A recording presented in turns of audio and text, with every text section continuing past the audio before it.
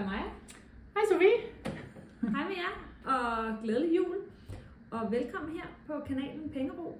Vi tegner økonomi. Vi visualiserer privatøkonomi. Vi taler om drømme og gæld og prioriteringer og ønsker, mål. Alt hvad man kan forestille sig, man gerne vil bruge sine penge på. Ja, så det hele handler om penge. Og det hele skal gøres synligt, så vi alle sammen kan være med. Og vi vil gerne vise, at penge kan se ud på mange andre måder end kun i et Excel-ark. I dag er vi lige ved at afslutte december måned. Og vi vil gerne vise, hvordan vi lukker budgettet. Til dem af jer, som følger med inde på Insta, på pengero.dk inde på Insta, der sad jeg jo også helt vildt glad ud med julebudgettet, fordi at siden midten af november har jeg haft den her hængende på mit køleskab. Og så har jeg simpelthen, hver gang at der har været noget julerelateret, har jeg skrevet det på den her liste. Så jeg hele tiden løbende har kunne følge med omkring, hvor forsvandt vores penge hen.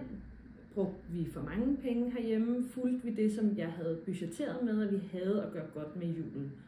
Og lige inden juleaften, og det var så der dagen inden juleaften. Det var den 22. at jeg sad og var helt vildt stolt over, at det lignede, at det hele holdte, og det kørte bare. Og det gjorde det jo i og for sig også. Men jeg er simpelthen bare blevet taget med storm over, hvor meget vi har fået fyret af mellem jul og nytår. Altså, feriedagene. Vi skal bare slappe af, man bruger jo ingen penge. Ja, og så var vi til alle mulige julefrokoster, hvor vi spontant havde glemt, shit, vi skulle selv have drikkevarer med, shit, vi havde glemt, eller folk skriver lige, at I ikke sød at tage noget rugbrød med, eller altså bare sådan nogle ting, som man bare ikke lige havde tænkt over, ikke? Og når man så lige skal ind for at hente rugbrøden, som jo er helt fair, selvfølgelig skal vi ind og hente det rugbrød, så var der alt muligt på tilbud derinde, og så var der jo nytårsaften, og det er bare stukket helt af, og det er så irriterende, fordi jeg har bare kørt. Fordi det er ikke så mange dage siden, at det faktisk så ud til at holde. Præcis, og jeg er så sygt glad. Jeg tror, der er mange, der kender det. Ja. Du er ikke alene. Det synes jeg bare er vildt irriterende. Ja. Og så mine børn er 6 og 8 nu, og det er første gang, sådan, at de ligesom er kommet med på vognen med, at de gerne vil have fyrværkeri. Og så var vi inde, og der har jeg aldrig været før, i nogle af de der kæmpe telte, du ved, hvor folk står og ser fyrværkeri. Jeg blev bare fuldstændig revet med. Altså, og de var bare så søde, og hvis I køber det, altså får I den, og børnene står bare helt vilde og jubler, og det var så irriterende. Så der har jeg lige måttet på fyrværkeri hernede på den her til nytår. Måtte skrive 450 kroner, købte jeg fyrværkeri på, som ikke var budgetteret med. Det var ikke nogen ting, jeg havde lige tænkt, at der skulle. Jeg havde glemt fyrværkeri, altså det må jeg bare sige. Jamen, hvis I har så små børn, så er det jo også først nu, de begynder at... Altså, det er faktisk en del af posten nærmest, ikke? Det, og jeg vidste ikke, at det kostede det. Nej. Nå. Bare for at sige, hvis der er nogen, der sidder derude og synes, at det er gået lidt amok, så er I ikke alene. Men der er jo selvfølgelig håb for, at vi alle sammen får rettet op på det her igen. Og det allerførste, det er jo at få skabt sig et overblik over, hvor pengene er forsvundet hen, hvordan ser det ud, hvor meget overtræk er der, eller hvor meget skal tages fra nogle andre kontier, så det ligesom bliver stabilt igen, så vi alle sammen ligesom ved, hvad vi er op imod, når vi går ind i det nye år. Og vi vil gerne vise jer, hvordan man gør. Alle jer, der har jeres bog, dem er der faktisk rigtig mange af ude i landet lige nu. Det er så dejligt. Det er bare så dejligt. Den ligger her. Så er det jo simpelthen bare at tage den op og følge med og gøre det på jeres måde. Men nu viser vi lige så stille og roligt lige, hvordan I skal gøre det. Ja, og vi starter med at lukke budgettet for december. Ja. Og det viser vi lige her. Det første, Sofie hun gør, det er simpelthen, at hun tager sin mobiltelefon og kigger på sin bankapp, og så går hun helt slavisk igennem samtlige poster, der har været for måneden. Så hun sidder simpelthen og skriver ned alle hendes udtræk fra hendes konto. Og det her, det har en ret fed effekt, fordi der sker altså noget, når du sidder og skriver det ned i hånden, og det giver dig et lidt større overblik, når du selv skal gøre arbejdet frem for bare at kigge på en app. Men det er simpelthen alt, der skal på denne her liste. Godt, så har jeg simpelthen skrevet alle vores poster ned nu. Og så har jeg valgt de emner, jeg gerne vil tracke. Det er fuldstændig op til en selv, om man har lyst til at tracke alt, altså simpelthen få overstreget alt, hvad er det, man har gjort. Den måde, jeg gør det på, det er, at jeg holder øje med det, jeg gerne vil holde øje med. Jeg vil gerne holde øje med, hvad vi har handlet ind af mad. Så vil jeg gerne holde øje med vores lokale brugs hernede.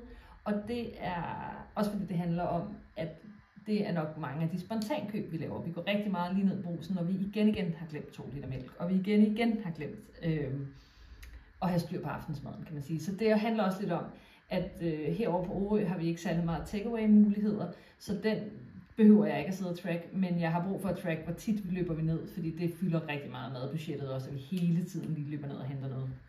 Og i den her måned har vi været i IKEA nogle gange, kan jeg se, på en eller anden måde. Det vil jeg gerne lige track, hvad end det egentlig med at koste IKEA, fordi at, ja, I kender det sikkert selv, det er mega billigt, når man lige er der, men når jeg sidder og kigger på det nu, så er det faktisk, det var ikke lige det, jeg havde tænkt IKEA. Så nu er det simpelthen i gang med at vælge nogle farver. Så nu tager jeg mad. Ja. Så giver jeg en farve her. Brugsen for lyserød. Det er hårdt for IKEA for gul. Bum. Og så går jeg ellers i gang. Det kunne også være lidt sjovt at lige se, hvor mange gange har vi været gode at hente to good to go. Det kan jeg godt lide, når vi gør. Så den tjekker jeg også lige.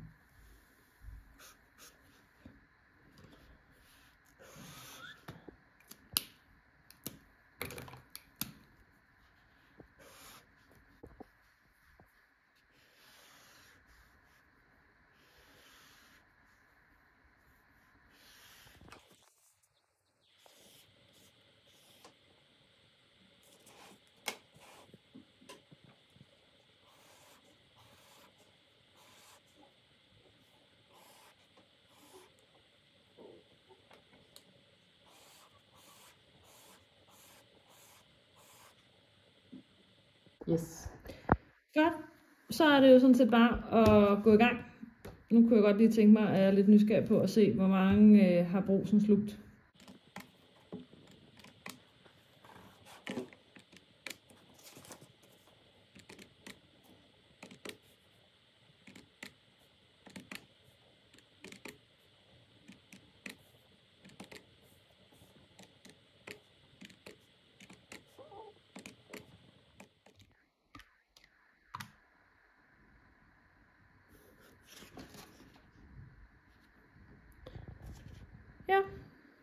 Ja, der var 1547.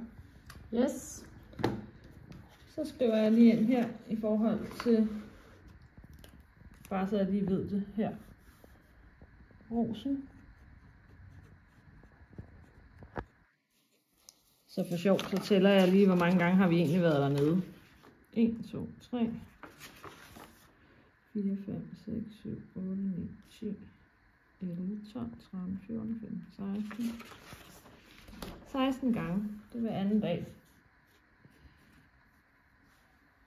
Og der var brugt 1500. Så tager jeg den anden, der hedder mad, fordi det hele er samlet mad.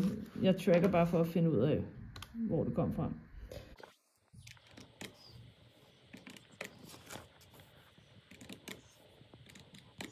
Godt, så skriver jeg ind her. Det var så, hvor meget havde jeg brugt? Der havde jeg brugt 2, 89. Og så vil jeg bare igen lige tjekke, hvor mange havde jeg egentlig handlet, ikke? 1, 2, 3, 4, 5, 6, 7, 8, 9, 10, 11, 12, 13. Det havde jeg så gjort 13 gange. Så siger de 16 plus 13. Det er 29 gange, vi har været ude at handle, ikke? Altså, og vi har den 29. i dag.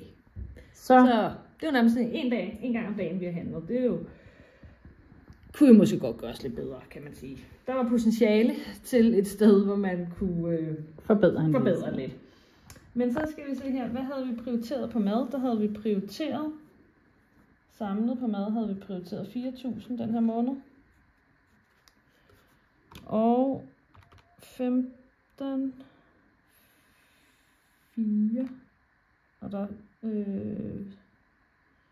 47 plus 2, 89, Ja, der er så en minusbalance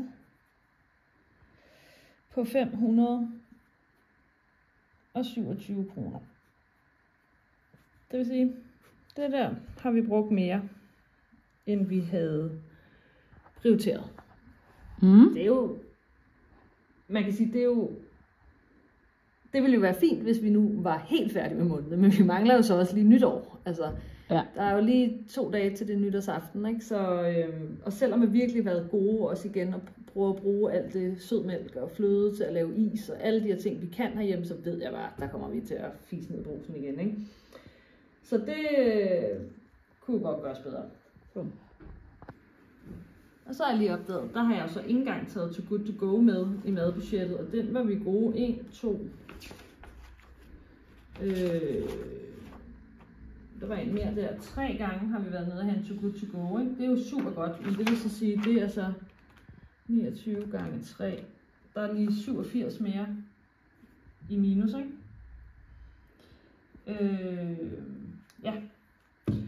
Nå, lad os se brændstoffet, om vi også går over den her måned med det.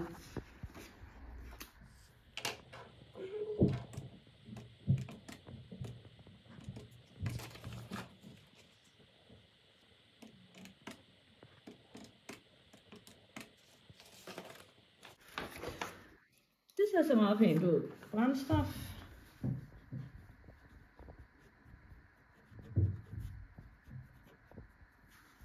Der mener jeg, så går jeg jo lige tilbage, hvis ikke jeg kan huske, hvad jeg prioriterede på det.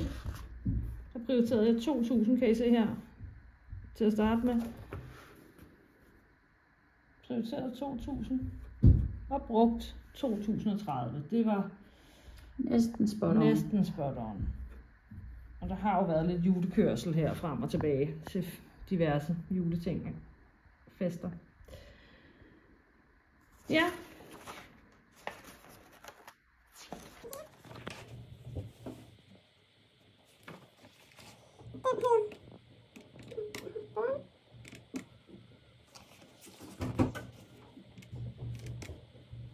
IKEA, der er den her måned til vores huskonto, der var der prioriteret 0 kroner.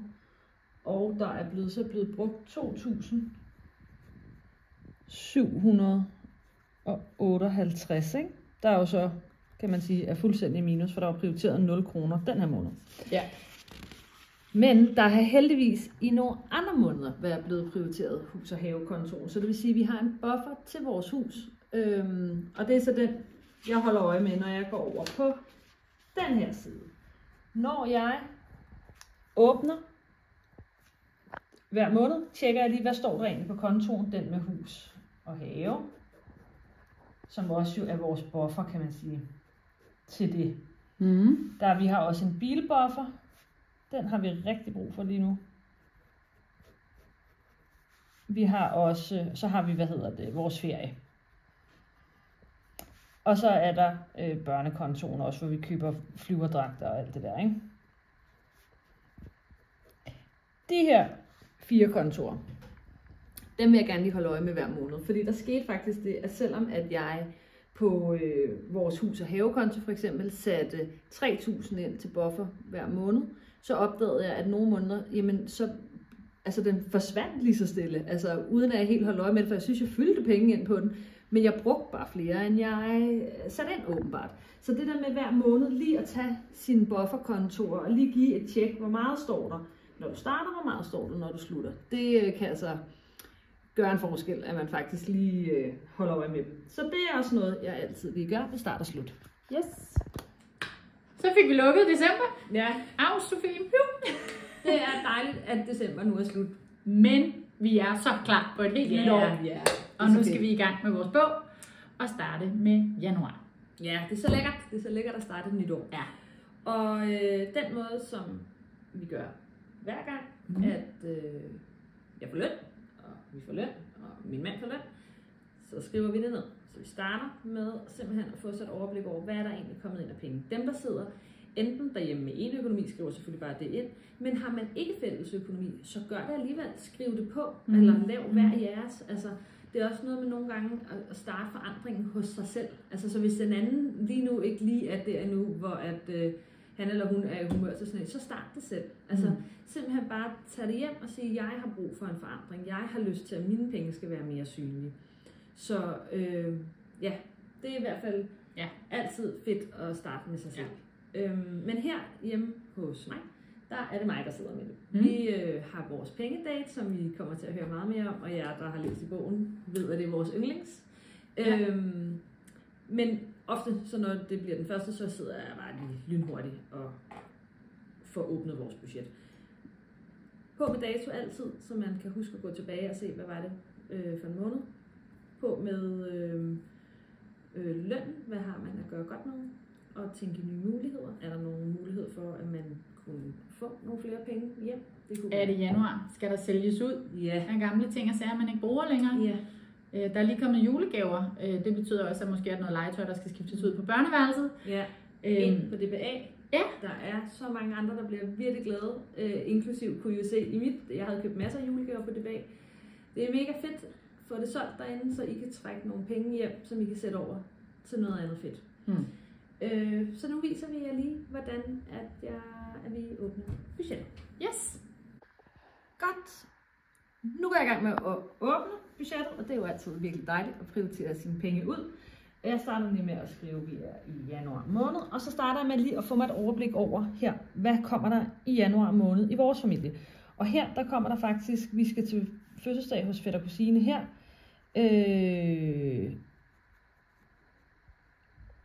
Onkel har også fødselsdag her. Hernede har morfar. Og hernede har moster. Så vi har faktisk lige et par fødselsdage i den her måned. Og det er det, der er i den her måned hos os af særlige ting. Så har vi en... Nu skriver vi ned her. Januar. Sofie.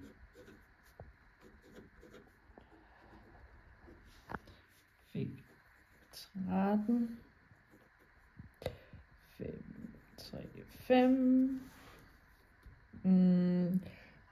Nye muligheder har vi altid stående på, for at man ligesom, som Maja også sagde det der med, kan du begynde at sælge ud i den her måned, kunne du tænke i, skulle man lave et foredrag, altså der er jo alle mulige mærkelige ting, man kan lave, lave loppemarked, men realistisk set, så kommer det hos os ikke til at ske i den her januar måned. December har været for voldsomt, vi er trætte, så der kommer ikke til at ske noget, men der kommer børnepenge, og det er jo altid herligt. I den her måned. Og så 6.712 kroner. Det vil sige, samlet har vi plus 13, 35 plus 6, 7, 12. Lige med. Den her måned har vi 36. Jeg dobbelttjekker lige.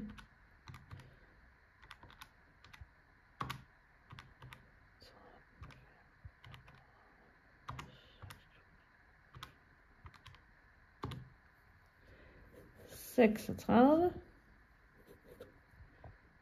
347. Det har vi i den her måned til os. Så går vi ind her og siger, vi er stadig i januar måned. Vi havde 16, 13, 5, 35. I løn havde vi den her måned 29.635 til sammen. Anden indkomst, så havde vi børnepenge. Og der fik vi 6.712 kroner. Så har vi jo overskud og underskud. Det vil sige, er der nogle penge tilbage? Altså hvis nu vores budget havde været, altså vores madbudget havde, hvis vi havde været rigtig seje, og der havde stået 600 kroner tilbage for eksempel, så havde vi kunne proppe dem over i overskud. Den her gang, der stod det jo i underskud. Så de penge, for at de ikke ligesom står og bare går i minus og forsvinder ligesom, så skal vi ligesom have dem trukket fra det, vi har. Så der går jeg lige tilbage og siger, hvad var det egentlig, vi havde af minus der, ikke? Der havde vi jo så 5,27 plus 87. Det er 616, vi havde i underskud. 614 har vi i underskud. Og så er det klart, nu hører de jo, at det ikke engang er nytårsaften endnu, så det skal jeg jo selvfølgelig være opmærksom på, at når jeg får regnet ud vores nytårsbudget, så skal det jo også trækkes fra. Men nu får I bare lige lov at se det her, hvordan man gør. Så det vil så sige, at de 36 minus madbudgetkontoen, der stod i minus 600, det giver, at vi har totalt 35.733 kroner. Så kigger jeg lige, hvad er det vi har i, det står jo her. Dem har man jo regnet ud, alle sine faste udgifter for, hvad man kan gøre. Vi har faste udgifter for 15.128. Nødvendigt den her måned. Nu skriver jeg, der står altid nødvendigt den her måned, og det er fordi indtil man ligesom får fyldt sin buffer op, nu kunne I se, at vi havde en del fødselsdag den her måned, men vores buffer er fyldt op til at kunne give gaver, uden at det vælter budgettet. Men hvis man nu ikke har det endnu, så er det altså rigtig god idé, at man lige under nødvendigt skriver, hey, der kommer lige en polterappen, eller der kommer lige en rund fødselsdag, hvor jeg ved, at der lige skal findes 500 eller 1000 kroner at tages ud af, så du fjerner dem med det samme. Men det behøver vi ikke. Så vi har de der 35,7 minus vores faste udgifter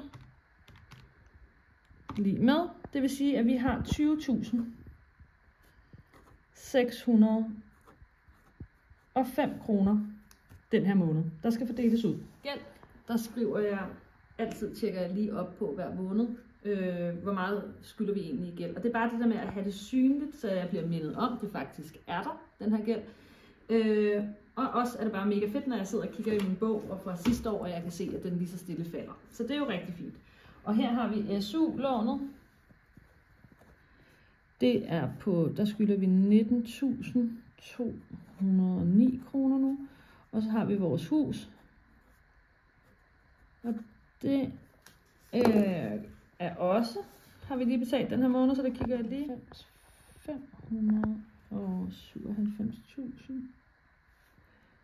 597.495.